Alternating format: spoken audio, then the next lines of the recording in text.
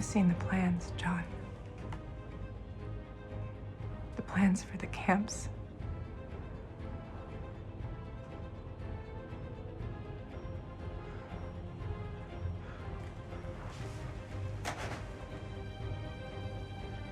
How did we get here? You and me, how did we get here?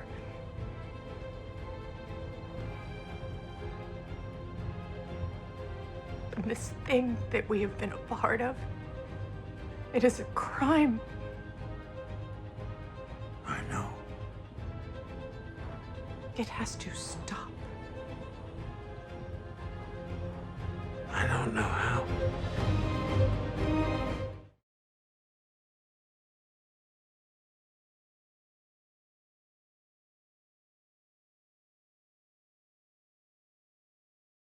I think the other thing we have to recognize about ideology is ideology doesn't always drive behavior. Sometimes it follows behavior. So it's not always what I believe that makes me do something. Sometimes I engage in actions and then ideology develops to justify the action. So I want to be careful about ideology. And the final two pieces are probably the ones, if I'd asked you before tonight, how do people do these type of atrocities? These are usually the things most people will look at, and that is what I've called the mad Nazi or the bad Nazi thesis. The mad Nazi thesis says that people will do so because they're pathological. They have a mental or emotional illness of some type, and that's why they do the things they do. There's a very long, complex history to this, but just very simply, at the Nuremberg trials in '46, of 22 Nazi leaders, actually only 21 made trial because one committed suicide, but the Nazi leaders at Nuremberg, we had the fortune of having a psychiatrist and psychologist on staff at Nuremberg who had no one overseeing them evidently, so they would just go to the jail cells of these Nazi defendants and give them intelligence tests and psychological tests. And the world was, I think, wanting to see from Nuremberg, what we expected to see was that these men were stupid who had committed these atrocities, these architects of the genocide, and they were pathological. The question wasn't, were they pathological? The question was, how pathological were they?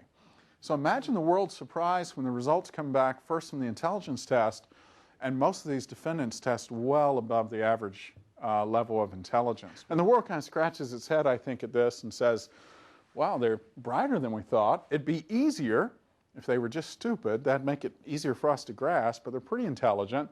But at least we know they're deeply disturbed and pathological. So imagine the world's surprise then when our Rorschach testing comes back from Nuremberg and only one Nuremberg defendant tests as pathological. Everyone else tests well within the bounds of normality.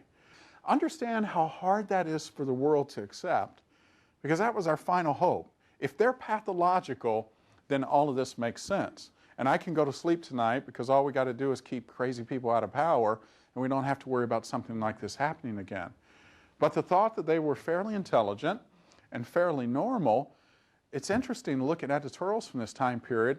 Editorialists in the US, instead of kind of not embracing, but at least entertaining the idea that maybe these men were quote-unquote ordinary, their response to the testing was, wow, something's wrong with psychology. Psychology's screwed up if it can't find these men to be pathological. Now, these were architects who hadn't killed anyone face-to-face by and large, but we had a similar experience at the Copenhagen war crimes trials with members of the Einsatzgruppen who had killed people face-to-face on the edges of pits, and we had pretty much the same results. High in intelligence, very typical, normal, what was called for its time, healthy psychological functioning.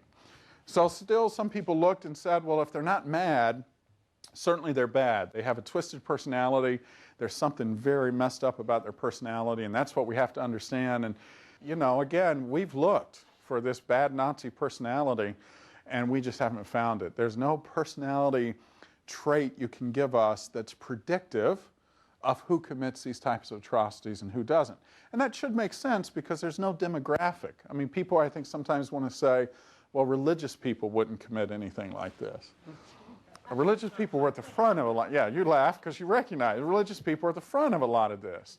That intelligent people wouldn't commit anything like this. The Einsatzgruppen was led by lawyers and PhDs and professors. I mean, there's just no demographic variable that protects people from this, and there's also no personality variable. So my default then has been to say, then this is the central thesis of my work, is that it's ordinary people like you and me who commit genocide, mass killing. Now to this point, usually in talks like this, people have kind of, you enjoy the first part because you're talking about other people in another place, another time, another culture, another language, and we can all sit here and shake our heads and say, yeah, those people are horrible, man. What terrible things the Bosnian Serbs do, and Hutu extremists and so on. But really the heart of what I'm trying to argue is that if there's an ordinariness in those pools of perpetrators, as I argue, then it also says something about capacities for us in terms of these types of behaviors as well. Now, I know certainly that this is a difficult argument to admit, to understand, to absorb. Our world would be a much better place for us if we could say this evil's only done by extraordinary, unusual, pathological, demonic, twisted people. Because I don't know a lot of people like that. And so I'd love to tuck my kids into bed at night and say, all the things I study, the people I meet in Rwanda, the Bosnian Serbs, the people I read about in the Holocaust, they'll never have to worry about that. Because those are people in different places and times, and they're different people, and we don't have those capacities, and they'll never meet people who have those capacities. So we want to keep evil at a distance, and I fully understand the need for that. But I think part of what I'm asking you to do tonight is kind of suspend that need for a bit and say, what does it say about us when we began to look at the ordinariness of this perpetrator behavior? I mean, we have to understand how perpetrators are made, because then we can also understand how they can be unmade to some extent. To me, this is a prevention issue, but it does not mean that their behavior is excused. It's not an apologetic. It's not exculpatory.